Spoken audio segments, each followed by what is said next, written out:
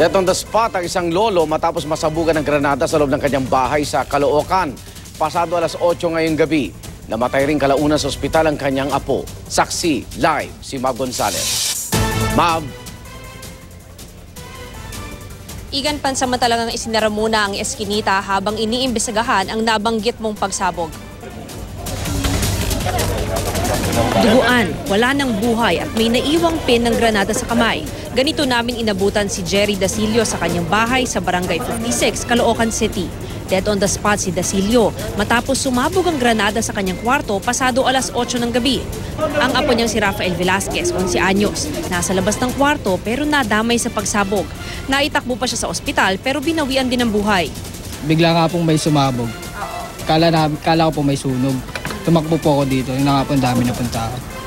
Pagpasok namin sa loob ng bahay, nakita namin na nakahandusay na yung matanda. Tapos yung apo, tinakbo ng ospital. May nakita silang pin sa kamay. Pin sa kamay? Yung namatay? Nakahandusay. Isa sa tinitingnang anggulo ang suicide. Hindi naman nadamay ang nanay ng bata na nasa ikalawang palapag ng bahay noon. Igan, patuloy naman ang investigasyon ng pulisya sa motibo nga dito sa pagsabog. At live mula rito sa Caloocan City, ako si Mav Gonzales, ang inyong saksi.